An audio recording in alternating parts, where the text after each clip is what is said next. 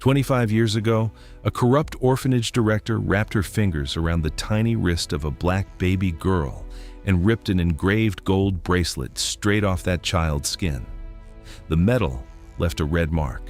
The baby screamed, and the director, without flinching, without blinking, without so much as a single tear, pocketed that bracelet like it was a quarter she found in a parking lot.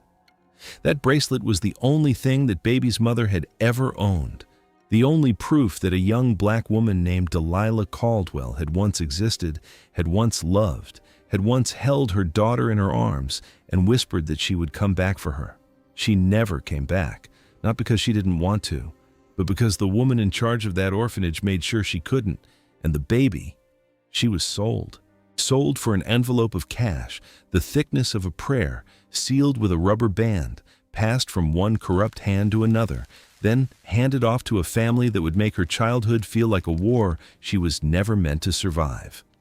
Today, 25 years later, that director is no longer hiding behind the smudged glass of a state-run orphanage office. No. She married up. She climbed. She smiled for the cameras. She stood beside her husband when he was sworn in as the governor of one of the most powerful states in the country. She wears designer gowns. She attends charity galas. She dines with senators. She is, by every measure the world can see, an untouchable. And right now, this very moment, she is sitting across a mahogany table from a celebrated journalist who has just been handed the exclusive interview of the year. The cameras are rolling, the lights are hot. Millions of people are watching on live national television. The journalist's name is Maya. Maya Caldwell. The same Maya whose baby wrist was scarred 25 years ago. The same Maya who clawed her way out of the worst kind of darkness to become the most feared, most respected, most unforgiving investigative voice in American media. And when the First Lady of the state leaned forward just now and adjusted the collar of her silk blouse, the gold caught the studio lights. It flashed, just for a second. A delicate chain. A small, round charm. An engraving so worn it could only be read by someone who had traced it 1,000 times in the dark with their fingertips as a child. Maya stopped breathing. Her mother's bracelet. On this woman's wrist. After 25 years. After everything. Right there, 2 feet away, glinting under the lights of a national broadcast. The year was 1999. The place was a place nobody drove to on purpose. Caldwell County Orphanage and Children's Home. That's what the sign out front said, though the letters were peeling, and the building behind it looked more like a place where hope came to die than a place where children came to be saved. Inside, the floors were a scuffed gray linoleum that had given up trying to look clean sometime around the Nixon administration. The radiators clanged like they were arguing with each other. The walls smelled of pine sol and something older, something sadder. The kind of smell that settles into a place where too many children have cried and not enough people have listened. Eleanor Pritchard sat behind a steel desk at the back of the main office, a woman in her mid-40s who wore her blonde hair pinned so tight it looked like a warning. Her cheekbones were sharp, her smile was sharper, and her eyes, God, her eyes, they were the color of cold dishwater, and they moved across a person the way a butcher's knife moves across a cutting board. Slow, measuring, deciding where to make the cut. Eleanor was the director, and she had been the director long enough to know exactly how much a baby was worth, exactly which judges to call, and exactly where the bodies were buried, some of them literally. On this particular night, a Thursday, the kind of cold November Thursday that makes you think the sun has personally given up on you, the orphanage had only one new arrival in the past 48 hours. A black baby girl, maybe 18 months old, wrapped in a thin hospital blanket with 2 big brown eyes and a name written in pencil on a piece of tape stuck to her blanket. Maya Caldwell, daughter of Delilah Caldwell. No father listed, no next of kin, no one coming back. Nobody ever came back. Eleanor had learned that the hard way, and she had turned that lesson into a kind of currency of her own. The orphans who arrived at her door were not children to her.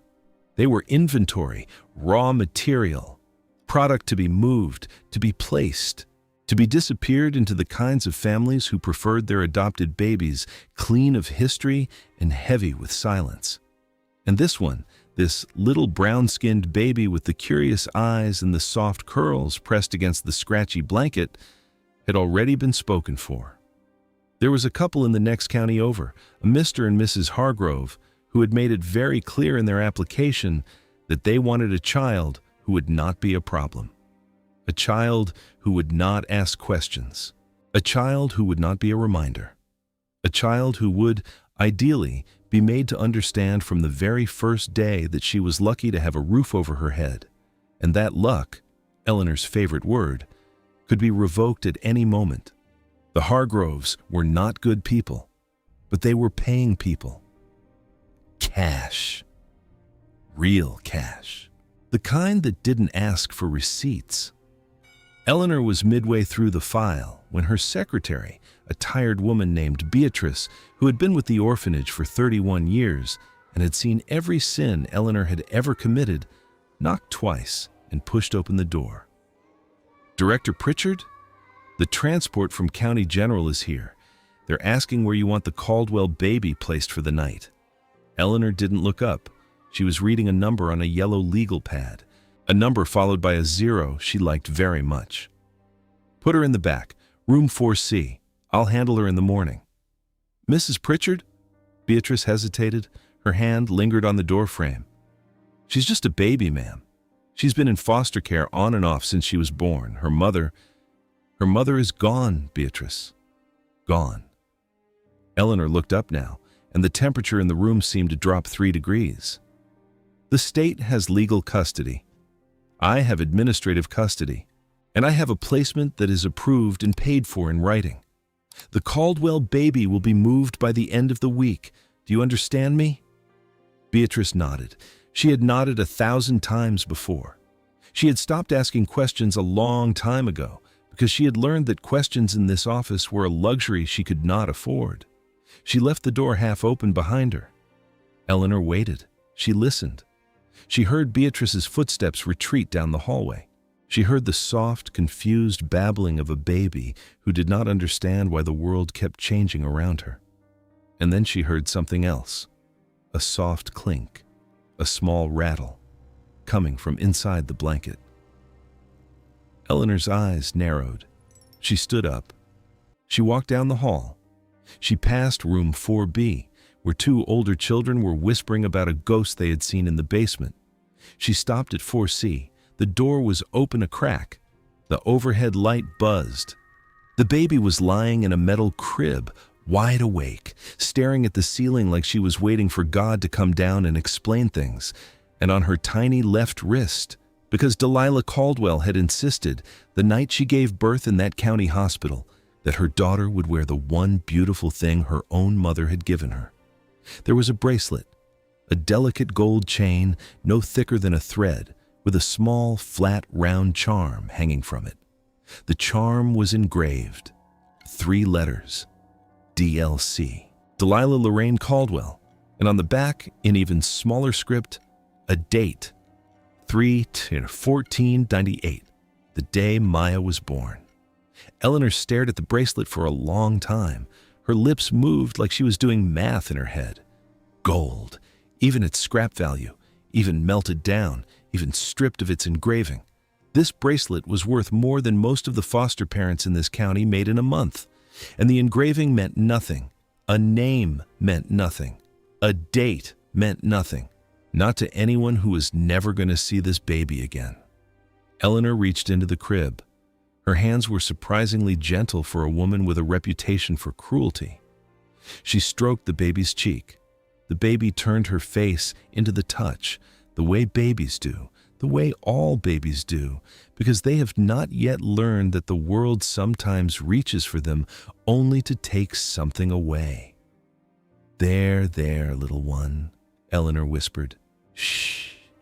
And then, With the practiced efficiency of a woman who had been stripping children of everything they owned for 2 decades, Eleanor unclasped the bracelet. The baby's eyes widened, her lip trembled, and then she began to cry, a thin, confused, heartbreaking cry that meant nothing to the woman leaning over her and everything to the empty room. Eleanor closed the bracelet in her fist. She straightened her skirt. She walked out of room 4C without looking back. She did not take it to a jeweler. She did not melt it down. She was smarter than that. She was the kind of smart that knows a thing doesn't have to be valuable to be useful. It just has to mean something to the right person. And for the next 25 years, that bracelet, Delilah Caldwell's bracelet, Maya Caldwell's birthright, the only proof that Maya had ever been loved before the world got its hands on her, sat in a velvet box in Eleanor's bedroom, untouched, unworn, and unexplained. A trophy, a souvenir, a thing Eleanor sometimes looked at in the dark and thought, "Good, I won." But she was wrong. God, was she wrong.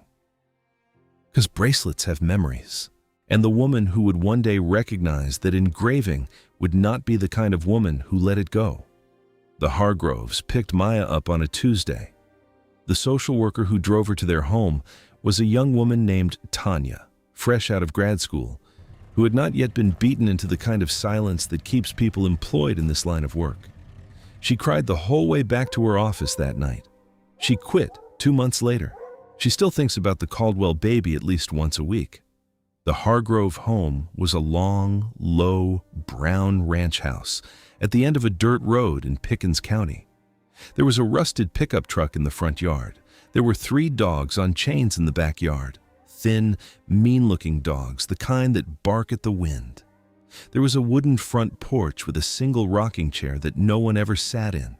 And there was a woman standing in the doorway, arms folded across her chest, watching the social worker's car pull in like she was waiting for a delivery she had ordered from a catalog. Mrs. Hargrove was not a large woman, but she had a way of taking up space that made a room feel small. Her hair was dyed a brittle black. Her housecoat was a faded floral pattern that had been washed into a kind of pastel surrender. She didn't smile when she saw Maya. She didn't reach for her. She didn't coo. She looked at the baby the way you look at a piece of furniture you're not sure is going to fit in the room. "Set her down in the kitchen," Mrs. Hargrove said. "Mr. Hargrove is at work. He'll be home at 6. Don't let the dogs out." Tanya set Maya in a high chair that was older than the social worker herself. It had chips in the wood. It had crayon marks on the tray. There was a buckle that didn't quite buckle. Tanya tried to buckle the strap anyway. Her hands were shaking. She looked at Maya. Maya looked back at her. And something passed between them. Something wordless. Something that felt like a warning. "I'll be back to check on her next week," Tanya said. Mrs. Hargrove shrugged. "Suit yourself." That was the last time anyone from the state came to check on Maya Caldwell for almost 4 years. What followed was the kind of childhood that never makes it into the after-school specials. It was a childhood of cold suppers and colder silences. It was a childhood of being told to stay out of the way, to keep quiet, to make herself small, because small was the only size the Hargroves could tolerate. It was a childhood of being called names, worse than the ones you've heard in movies, the kind that don't even rhyme, the kind that come out of a mouth that doesn't even bother to use a full voice anymore. Mr. Hargrove was the kind of man who thought children were a tax write-off. He did not hit Maya often. He didn't need to. Mrs. Hargrove did the rest. She hit with a belt. She hit with a wooden spoon. She hit with her hand, open-palmed, across the face, while Maya stood against the wall with her eyes closed and her body already bracing for it before the first blow ever landed. And on Maya's 4th birthday, a day that passed in the Hargrove house exactly like every other day because Mrs. Hargrove did not believe in marking the days of children who were not hers. The little girl climbed onto a kitchen chair and looked at herself in the window above the sink. The glass was dirty. The reflection was soft. But she could see her wrist, the scar where the bracelet had been. The thin pink line of skin that was smoother than the rest of her, like the place the gold had been, was a place that had been protected even from the rest of her own body. Maya pressed her thumb against the scar, and for the first time, in a voice so small the refrigerator could not hear it, she asked, "Where did you go?" She was not talking to Mrs. Hargrove. She was talking to the bracelet, to the mother she could not remember, to a piece of gold that had been promised to her and then stolen in the dark. She asked the same question every night for 3 years. She asked it in the bathtub. She asked it under the covers. She asked it on the long school bus rides to a school where the other children had names that matched the names of the parents who picked them up at the end of the day, and Maya had a name that matched nobody and a woman who picked her up only because the state paid her to. The answer never came, until one day, it did. She was 7. It was a Wednesday. Mrs. Hargrove had hit her so hard across the back of the head that morning that Maya's ear was ringing when she walked through the school doors. She went straight to the bathroom. She locked herself in the last stall. She sat on the closed lid of the toilet, pulled her knees up to her chest, and cried in that soundless, practiced way that children learn when they know that crying out loud will only bring more pain. The bathroom door opened. Footsteps. Slow, deliberate. Not the quick shuffle of a child, the steady, soft click of a woman who had nowhere else to be. Maya.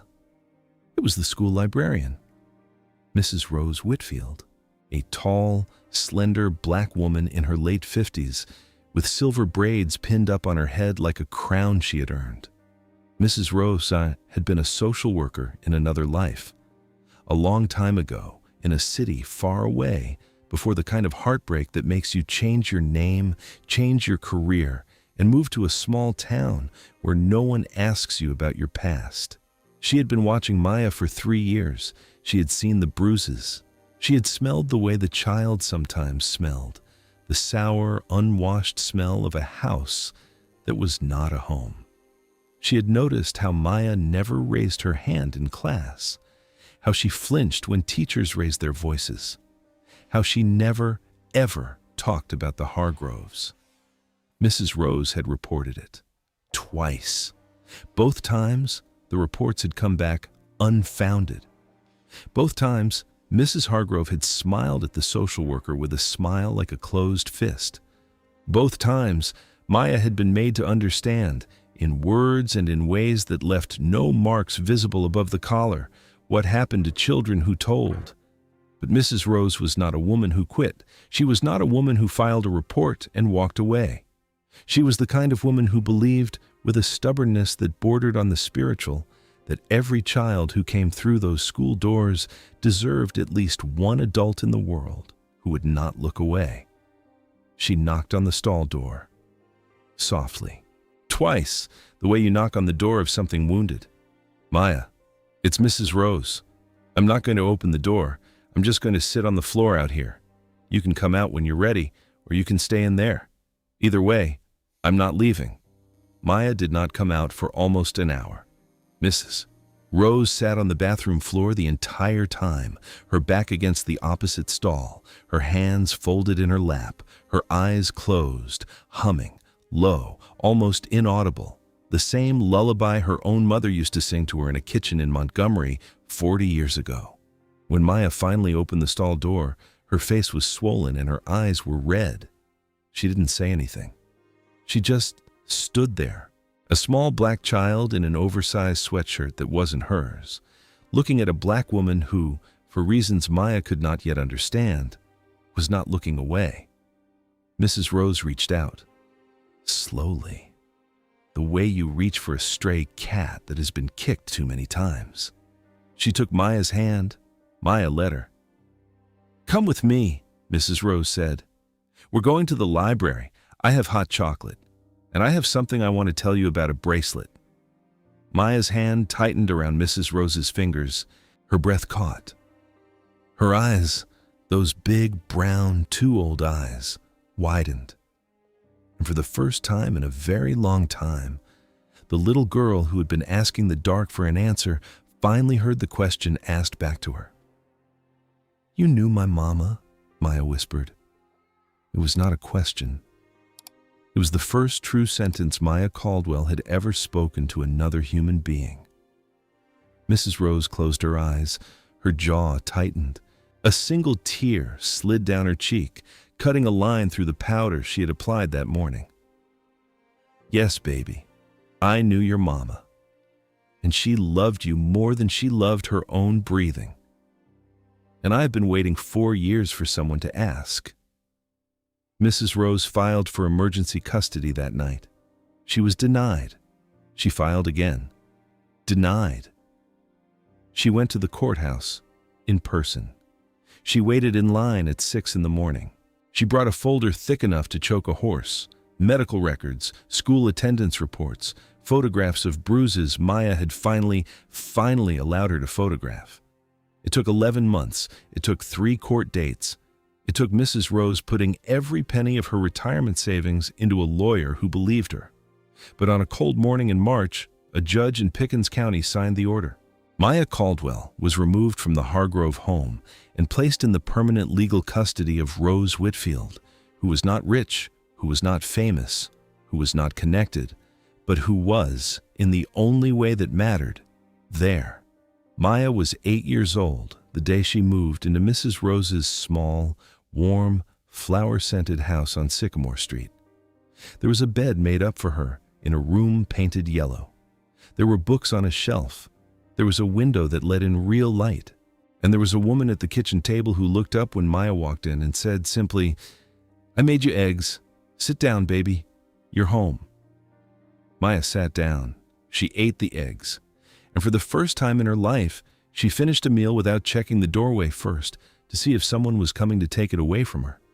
But the bracelet, the question of the bracelet, that took longer. Mrs. Rose told Maya on a quiet night that autumn what she knew, that Delilah Caldwell had been a young woman from the east side of the city, that she had been beautiful and kind and completely unprepared for the cruelty of a world that did not protect its black girls, that she had been coerced in her 8th month of pregnancy into voluntarily relinquishing custody of her daughter by a woman at the orphanage who had told her that the baby would be placed with a good family, that Delilah could visit on Sundays, that her name would be kept on file, that she would not be forgotten. None of it was true. Mrs. Rose told Maya that Delilah had died 3 years later. A car accident on a rural highway. Drunk driver. No seatbelt. Closed casket. The bracelet had been Delilah's only possession of value. Her mother had given it to her the night she was born. Her grandmother had given it to her mother. 3 generations of black women holding on to a small circle of gold because it was the only proof they had that they had been loved. "And then," Mrs. Rose said, her voice barely above a whisper, "someone took it from you." Maya's hands curled into fists on the table. Her small shoulders, which had only recently stopped flinching, rose and fell in a single, sharp breath. And when she spoke, her voice was calm in the way that the surface of a lake is calm right before the storm. "Who?" "I don't know, baby. Not yet. But I promise you this." Mrs. Rose reached across the table and placed her weathered hand over Maya's small, trembling one. "I promise you, before I leave this earth, you will know." Maya looked at her. The tears came, finally. Real ones. The kind that don't ask permission. And she said, in a voice that sounded older than her 8 years, the words that would, 25 years later, echo through a television studio and shake the pillars of a governor's mansion. "I'm going to find her. I'm going to find the woman who did this, and I'm going to make her answer for it." Mrs. Rose squeezed her hand. "I know you are, baby. I know. And God help anyone who stood in that child's way." Maya Caldwell did not grow up the way the other children in that small town grew up. She grew up the way fires grow up in dry country, quiet, then sudden, then everywhere. Mrs. Rose homeschooled her for the first year, not because she didn't believe in public school, but because Maya needed a year of silence, a year of breakfast, a year of a door that stayed closed when she closed it, a year of being able to cry out loud without someone telling her to stop. And in that year, something changed in the little girl. It was not a soft change. It was not a gradual change. It was the kind of change that happens when a person who has been told her whole life that she is nothing finally decides, with the kind of quiet, ferocious certainty that moves mountains and shatters cages, that she is, in fact, everything. By the time Maya was 10, she had read every book in Mrs. Rose's house. Twice. By the time she was 12, she had read every book in the public library. By the time she was 14, she had started writing letters to the editor of the county paper under a pseudonym, calling out a local judge for letting a man who had beaten his wife walk free with a suspended sentence. The judge was furious. Mrs. Rose was terrified. Maya was unmoved. She sat at the kitchen table that night, her textbook open in front of her, her pen tapping against the page, and said, without looking up, "If they can lie in court, I can write in the paper. It's a free country. They just don't act like it." Mrs. Rose stared at her. And then, slowly, the old woman smiled. The kind of smile that comes from watching a seed you planted push up through concrete. "Where did you come from, child?" Mrs. Rose whispered. Maya looked up. Her eyes were her mother's eyes. Dark, deep, absolutely unsentimental. "From the same place you did," she said. "Somewhere they didn't want me to be." She was 15 when she got her first byline, 16 when she won her first state journalism award, 17 when she was offered a full scholarship to a prestigious university 3 hours away in the city where nobody knew her name and nobody had to. Mrs. Rose cried the day she left. She cried at the kitchen table. She cried at the front door. She cried in the driveway where the school bus that had never once picked up Maya Caldwell from a Hargrove house was now, finally, taking her to a different kind of life. And when the bus pulled away, Mrs. Rose stood on the curb with one hand raised and said, to no one and to everyone, "That's my girl. That's my girl." Maya became a different kind of student at that university. She was not the homecoming queen type. She was not the sorority type. She was not the kind of girl who went to parties on Friday nights and came home on Sunday mornings with a sorority sweatshirt and a new vocabulary. She was the kind of girl who sat in the back of every lecture hall with a notebook open and a recorder running, who asked the questions that made professors shift in their seats, who wrote term papers that read like indictments, who once turned in a 30-page investigative piece on the working conditions of the university's cafeteria staff that got 2 administrators fired. She graduated summa cum laude. She was 21. She applied to 17 journalism programs. She was accepted to all of them. She chose the hardest one in the toughest city at a network known for taking young reporters and turning them into either legends or cautionary tales. She knew the risks. She did not care. By 25, Maya Caldwell was a national name, not in the way that actors are national names, not in the way that influencers are national names, in the way that hurricanes are national names, the kind of name that makes powerful people sit up straighter in their chairs and check the locks on their doors. Her segment on a corrupt adoption agency in the Midwest had led to the indictment of 4 judges. Her investigation into a private prison company had led to a Senate hearing. Her 8-month dive into a pharmaceutical company that had been quietly overcharging Black patients for insulin had led to a $1 billion settlement and a congressional apology that made grown men in suits cry on camera. Maya was not soft. She was not kind in the way the word is usually used. She was the kind of journalist who did not believe in balanced coverage of bullies, the kind of interviewer who would let a guilty man hang himself with his own rope and then politely thank him for the rope. She was the kind of woman who had learned in the hardest possible classroom that the world does not give a damn about Black girls who have been forgotten, and that if no one else was going to remember them, then she was going to remember every single one of them, and she was going to make the whole country remember them too. But she never forgot the bracelet. Not once, not for a single day. Mrs. Rose had died 4 years before, in the spring, in the yellow bedroom of the Sycamore Street house, with Maya holding her hand and Mrs. Rose whispering, with her last breath, the words she had whispered 1,000 times before. "Find her, baby. Find her." And then let her go. Maya had nodded. She had cried. She had held the old woman's hand until the hand was still. And she had made herself a promise that night in a quiet house that would never be quite as warm again, that she would not stop until the woman who had stolen her mother's bracelet had been made to account for every single second of the life she had taken. But the trail was cold. It was very, very cold. The orphanage had been shut down in 2007. Its records had been lost in a flood that year, a flood that conveniently destroyed the basement archives and the only paper trail that might have explained what had happened to the dozens of black babies who had passed through its doors. The director, Eleanor Pritchard, had resigned 2 months before the closure. She had moved. She had changed her name briefly in the early 2000s, but by the time Maya started looking, she had changed it back. She had remarried. She had moved up. She had moved very, very far up.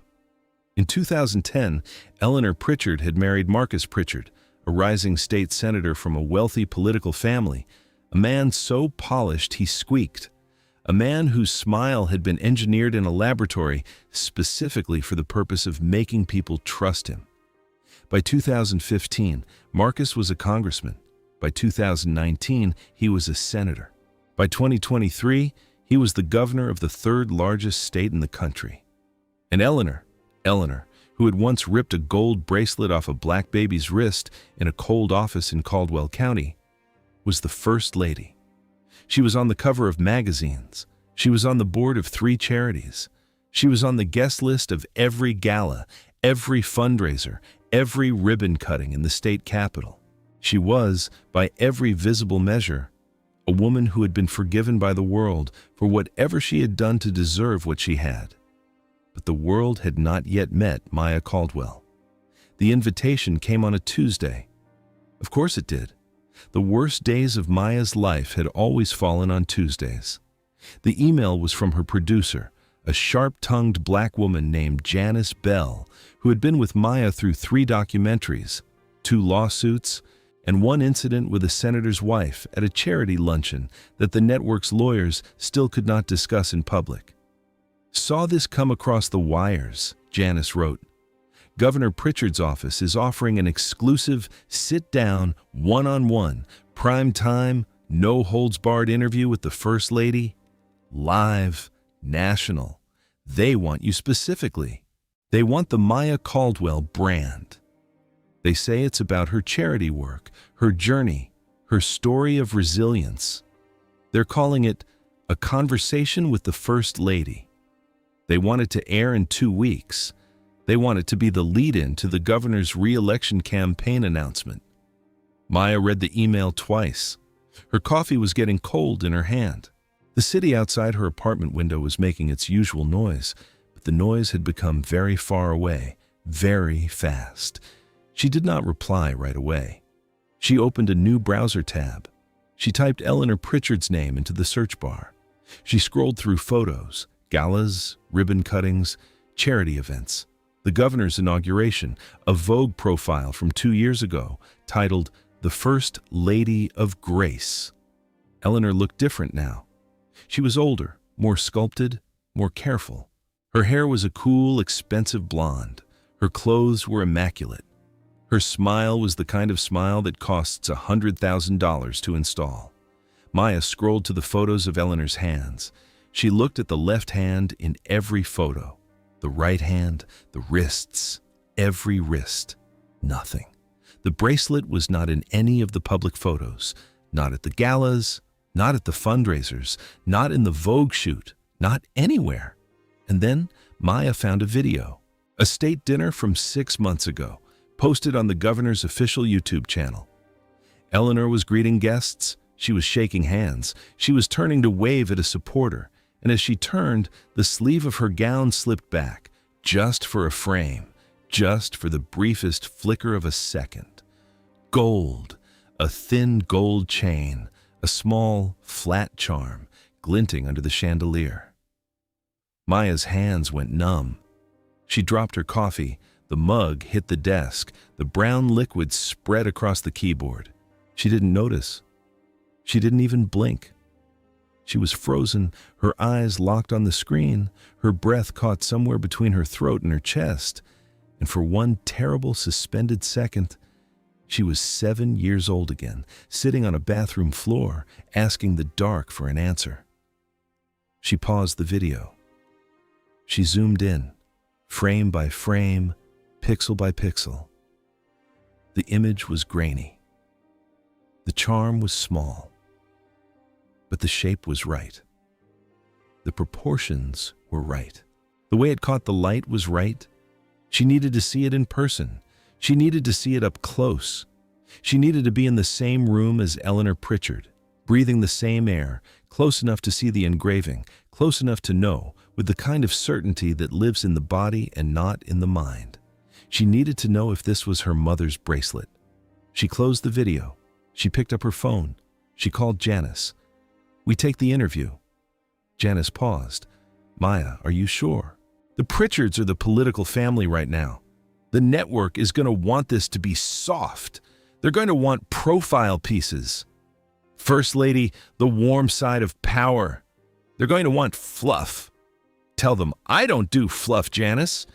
Tell them if they want me, they get the real Maya Caldwell. No script approval, no pre-approved questions, no off the record, no do-overs. If the First Lady can handle that, we go.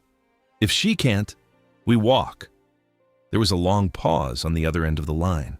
"You okay, Maya? You sound strange." Maya looked down at her left wrist, at the thin pink scar, the place where the gold had been, the place the world had touched her for the first time and then taken something back. "I'm better than okay, Janice. I'm going on live television in 2 weeks, and I'm going to ask a woman a question she's been running from for 25 years. Maya, book the studio, book the cameras, book the security." And Janice, "Yeah?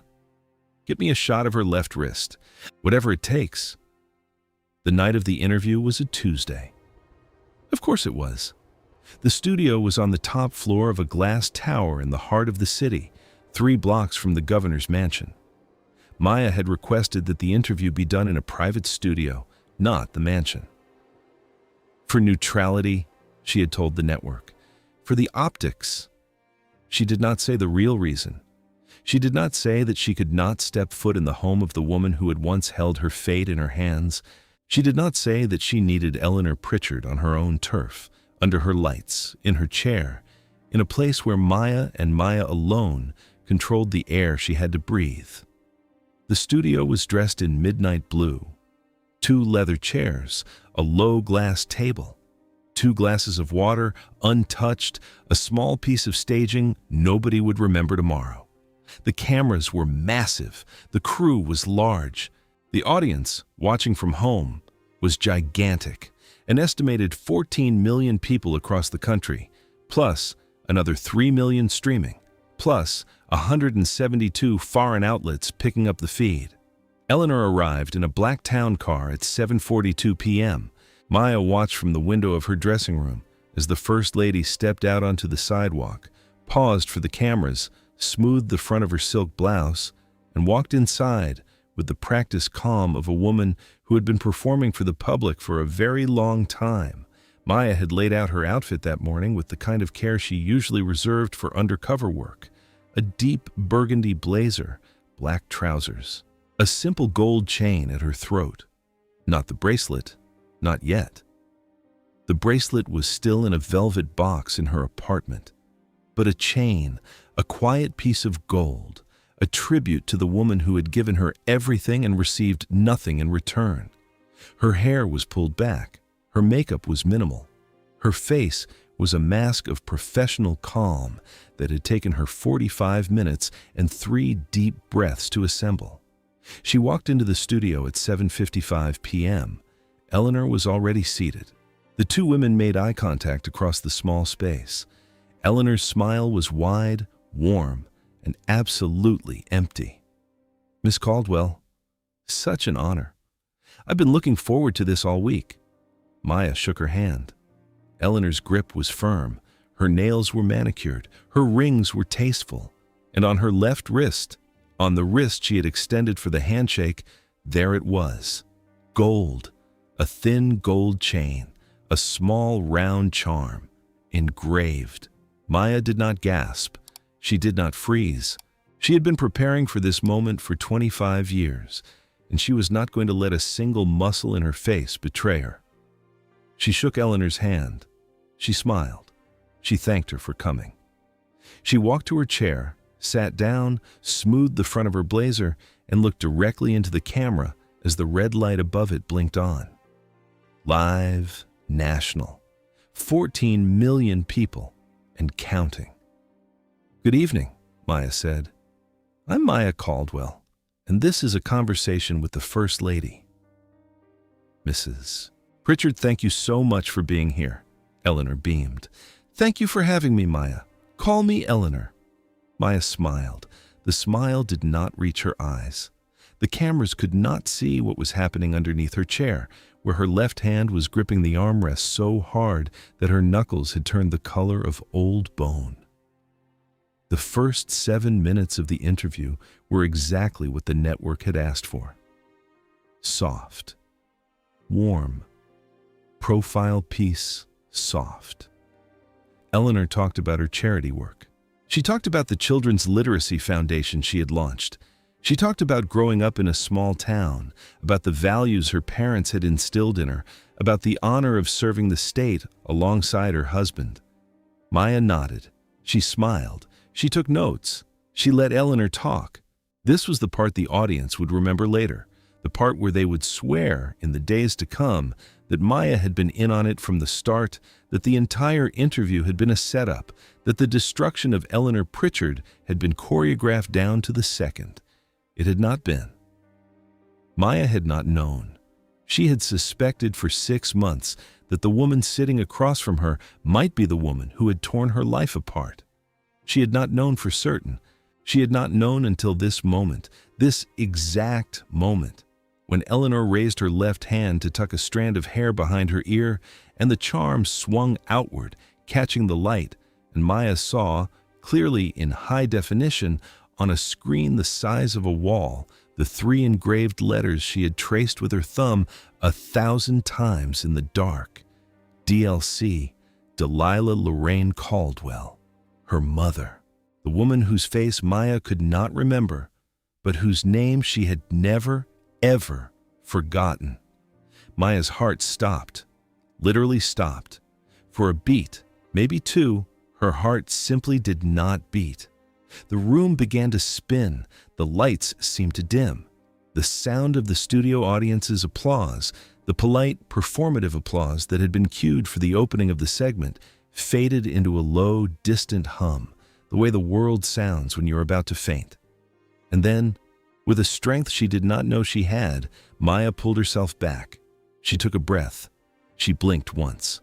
She looked down at her notes, then at her left wrist, then back up at Eleanor's face. And she made a decision in the span of a single second that would change her life, end a political dynasty, and liberate the ghost of a woman named Delilah Caldwell, who had been waiting 25 years for her daughter to come home. She set her notes on the table. She folded her hands in her lap.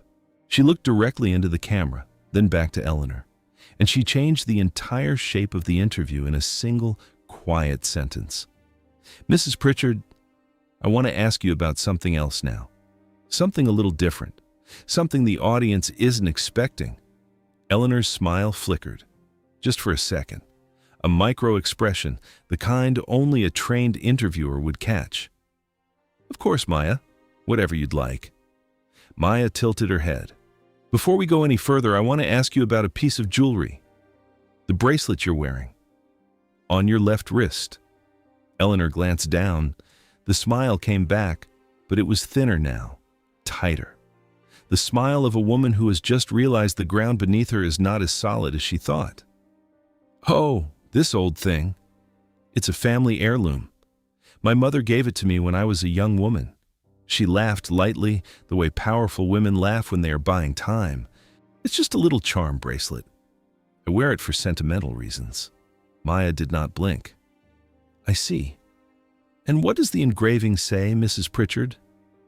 Eleanor's left hand went to the charm, a protective gesture, instinctive, the hand of a woman who has been holding on to something that is not hers for a very, very long time. It's worn, you know. It's old. I don't even think you can read it anymore. I can read it, Maya said quietly. I can read it from here.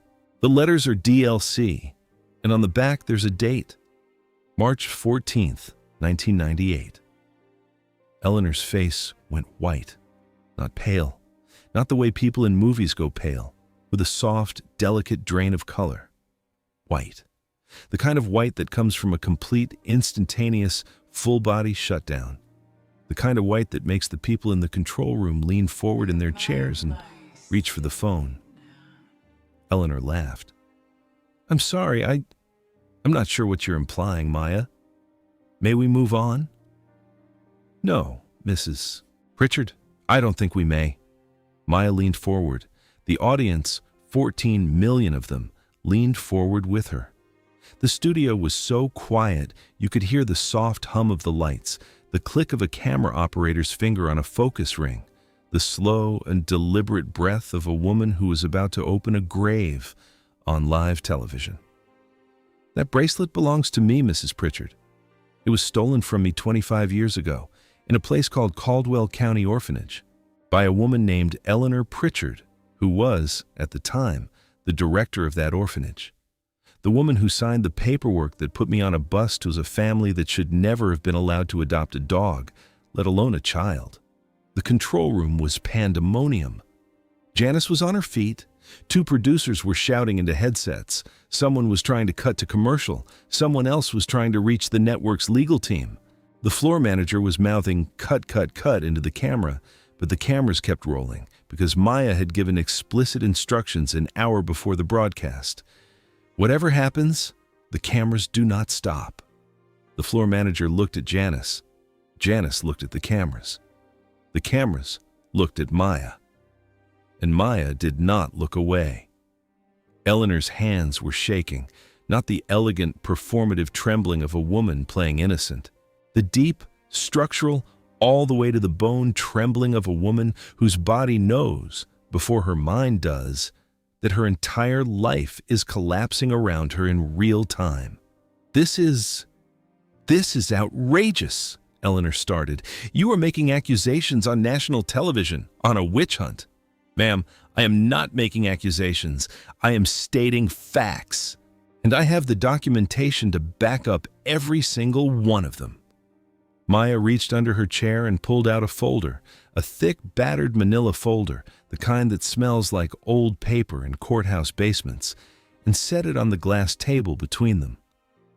In this folder, Mrs. Pritchard, are the adoption records from Caldwell County Orphanage, records that were supposed to have been destroyed in a flood in 2007, records that a very brave woman who worked at that orphanage for 31 years was wise enough to copy and hide before the flood came through.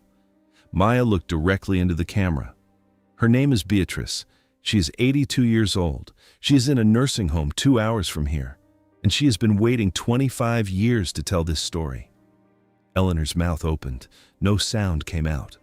Her hand was still on the bracelet. Her fingers were still curled around the charm she had not earned, the charm she had stolen, the charm that had been passed from a grandmother to a mother to a daughter, 3 generations of black women, and then ripped from the wrist of a baby in a cold room, in a cold building, in a county that did not care whether black babies lived or died. And the bracelet, Mrs. Pritchard, The bracelet that you are still gripping right now, that you have not taken your hand off of since I asked you about it. That bracelet was given to my mother, Delilah Lorraine Caldwell, by her mother on the night I was born. It is the only piece of jewelry my mother ever owned. It is the only proof that she ever existed. And you have been wearing it on national television for years in front of God and the country, as if it were yours. The studio was so quiet that the sound of Eleanor's breath could be heard through the microphones. Short, shallow. The breath of a woman who is suffocating in plain sight. I don't know what you know exactly what I'm talking about, Eleanor. Maya did not raise her voice. She did not need to. The quietness of her voice was its own kind of weapon. I am the baby you sold for an envelope of cash. I am the child whose paperwork you forged.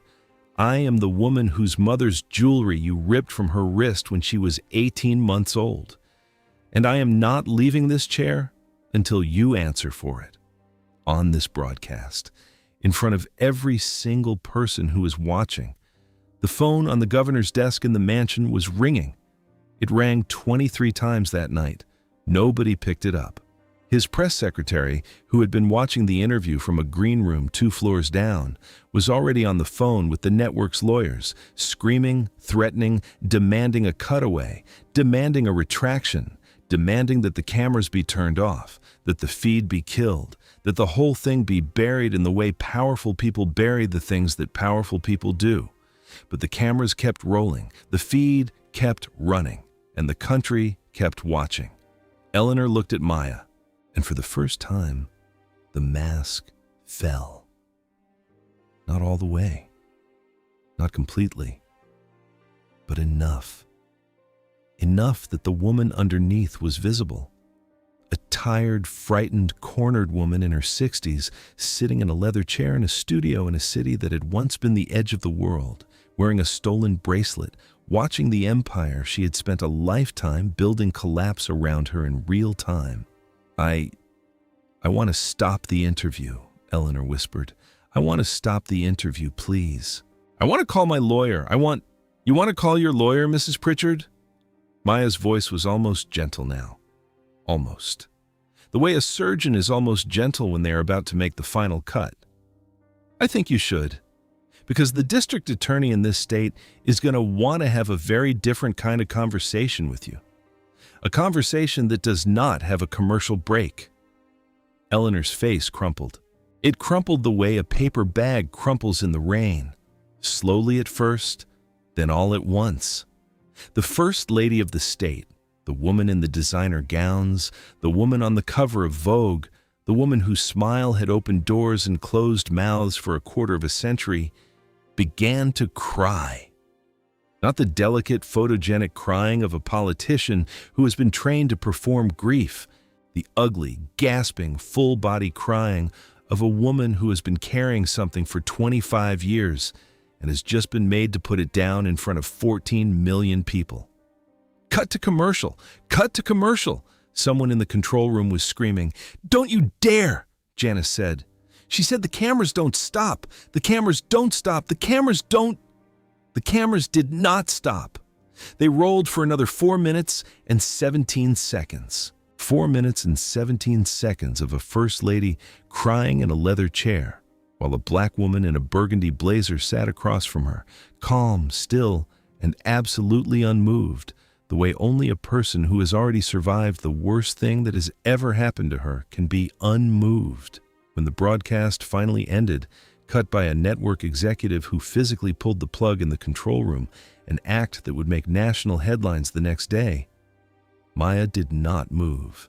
She sat in her chair for a long time, looking at the empty chair across from her, at the smear of Eleanor's tears on the glass table, at the single gold earring Eleanor had lost in the chaos, glinting on the floor like a tiny fallen star. Then she reached under her chair. She pulled out a second piece of jewelry, a small velvet box. She opened it slowly. Inside, resting on the dark velvet, was a single gold chain with a small round charm. Engraved. DLC, March 14th, 1998. She had bought a replica. 2 weeks before the interview, in a quiet shop on a side street in the city, from an old black jeweler who had asked her, when she described what she wanted, "Who is it for, child?" And Maya had looked at the man with her mother's eyes and said, "It's for me. It's the only thing my mother ever gave me. And someone stole it. And I'm going to take it back." She had not known when she bought the replica whether the woman on the governor's arm was the woman who had stolen her childhood. She had suspected, she had hoped, she had prayed, but she had not known. She knew now. Maya closed the velvet box. She picked up the glass of water from the table. She drank half of it in one long, slow pull. She set the glass down. She looked up at the ceiling where the studio lights were still blazing, and she spoke, very quietly, to a woman who had been dead for 22 years. "I found her, Mama. I found her. Are you watching?" The studio was empty now. The cameras were off. The crew had gone. The city outside the window was loud and bright, and completely unaware that something sacred had just happened inside this room. Maya put the velvet box in her blazer pocket. She stood up. She walked to the door, and as she stepped into the hallway, she paused just for a second and looked back at the empty chair where Eleanor Pritchard had been sitting. "Checkmate, you miserable woman. Checkmate." Within 48 hours of that broadcast, the world Eleanor Pritchard had built came down. Her husband, Governor Marcus Pritchard, held a press conference on the steps of the State House, a press conference that was, by every measure, the most disastrous political event in the state's modern history. He tried to defend his wife. He tried to say the accusations were taken out of context. He tried to say that his wife had made mistakes in her past that she had long since atoned for. The reporters did not let him finish. For the first time in his political career, Marcus Pritchard, a man who had spent 20 years perfecting the art of the press conference, stood at a podium and had no answers. He withdrew from the re-election campaign 4 days later. He resigned from office 11 days after that. He filed for divorce 2 weeks after that, citing irreconcilable differences, a phrase that was, in the opinion of every columnist in the country, the most spectacular understatement of the century. Eleanor was indicted by a federal grand jury on 23 counts.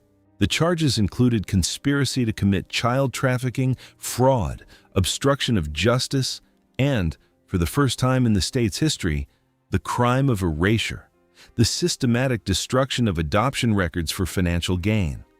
The judge who signed the indictment was a black woman named Honorable Patricia Holloway, a former public defender who had spent her entire career fighting for exactly this moment. When she banged her gavel that morning, the sound in that courtroom was, witnesses would later say, the most beautiful sound they had ever heard. Eleanor's trial lasted 9 weeks. She was convicted on 19 of the 23 counts. She was sentenced to 22 years in a federal penitentiary. She was 71 years old when the gavel fell. She will die in prison. The bracelet, which had been seized by the FBI as evidence and then, after the trial, returned to Maya, is now sitting in a safety deposit box in a bank in the city, next to a small framed photograph of a young black woman named Delilah Lorraine Caldwell, who is smiling at the camera with her hand on her belly 3 months before her daughter was born, 3 months before her world ended, 3 months before the only proof of her love was stolen from the only person she ever gave it to.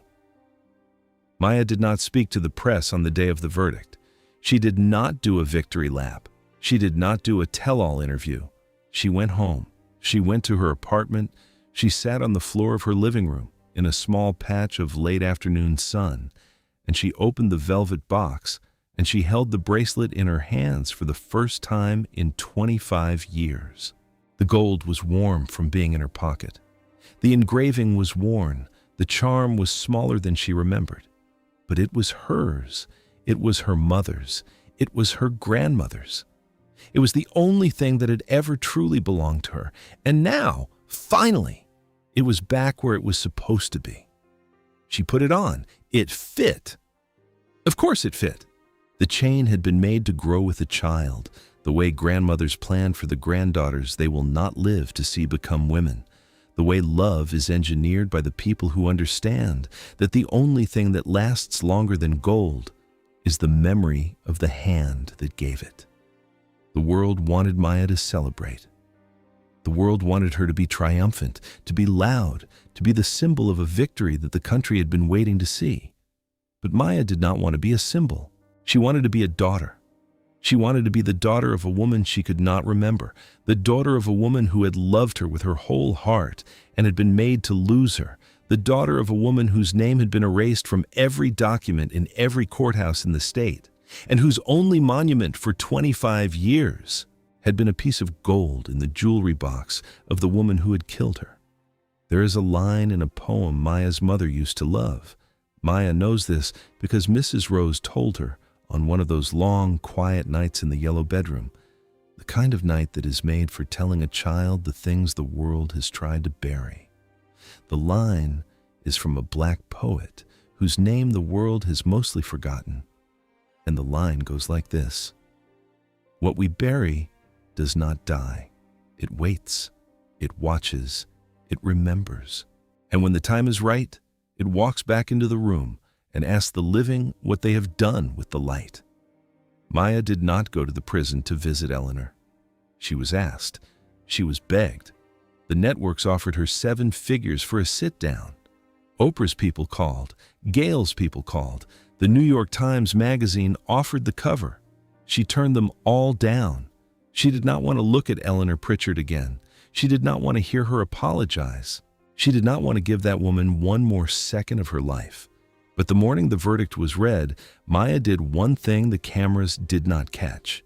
She went to a cemetery on the east side of the city, where Delilah Lorraine Caldwell had been buried in a borrowed plot under a headstone that had been paid for by Mrs. Rose, who had insisted in her quiet, immovable way that the woman who had loved Maya the most should not be buried in an unmarked grave. Maya knelt in the grass. She placed her left hand on the headstone. She took the bracelet off her wrist.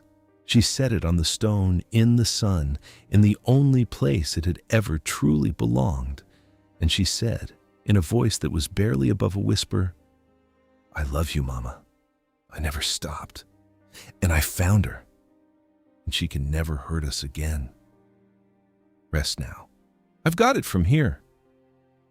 She left the bracelet on the headstone. She left it there in the sun, the way her mother had left it for her, the way her grandmother had left it for her mother, a circle of love passed from hand to hand, a circle that could not be broken by adoption papers or forged signatures or the cruelty of women in cold offices, in cold buildings in counties that did not care. The bracelet is on Delilah's grave to this day. And on the 3rd Sunday of every month, in the early morning, before the city wakes up, a black woman in a burgundy blazer drives to that cemetery, parks her car, walks to the headstone, kneels in the grass, and sits with her mother for 1 hour, in the sun, in the quiet, in the only place in the world where the circle is finally complete. This is the story of a stolen child who refused to stay stolen.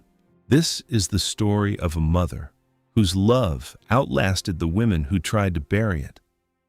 This is the story of a bracelet that waited 25 years to come home, and the woman who waited with it.